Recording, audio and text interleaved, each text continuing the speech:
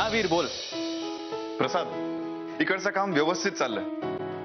उद्या संध्याकाळपर्यंत सगळं काम झालेलं असेल. काय सांगतोयस का वीर? म्हणजे उद्या संध्याकाळपर्यंत हॉटेल व्यवस्थित होईल? येस, अगदी सुरुवातीला होतं तसं. तू सुरू केलं होतंस ना तसंच. थँक्स वीर, थँक्यू व्हेरी मच. हे बघ, तू आम्हाला पैसे देऊन मोठी मदत केलीच आहेस, पण तुझे आणि आनंदीचे उपकार मी आयुष्यभर विसरणार नाही. खरंच थँक्यू व्हेरी मच. प्रसाद, अरे पुरे झालं आता हे. मी एक काम करतो, मी घरी येतो. घरी आल्यानंतर काय आभार मानायचे ते मान, मग तर झालं. हा, ठेवतो. बाय. वृंदा, अगं वीर बोलत होता की उद्या संध्याकाळपर्यंत हॉटेल व्यवस्थित होईल, म्हणजे परवा सकाळी चालू करायला काहीच हरकत नाही, नाही का? मला जाता आलं पाहिजे ग. पण नाही प्रसाद, तुला डॉक्टरांनी सांगितलंय आठवडाभर तरी बाहेर पडायचं नाही मग. वृंदा, असं काय करतेस? आपण पूजा केली आहे आणि पूजेनंतर हॉटेल सुरू होणार असं डिक्लेअर पण केलंय.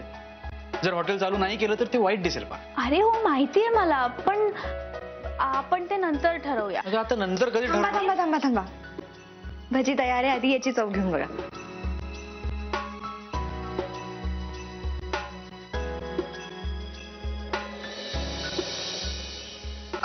लक्ष्मीकांत भाऊजी, ते भजी खाणार तुम्ही?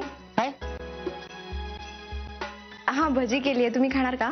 अरे भजी गेलेत, वा वा वा वा. खाणार ना, म्हणजे द्या द्या द्या द्या.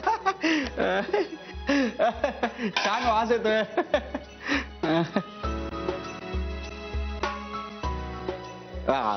भजी परफेक्ट, एकदम मस्त झालेलं आहे. आता हे पचेस तोपर्यंत मी तुमचं कौतुक करणार. हो आनंदीताई, खरंच परफेक्ट झाली. भजी आणि चटणी सुद्धा. कोणाला सांगितलं ना ही चटणी प्रसादनी नाही केली आहे तर त्यांचा विश्वास नाही बसणार.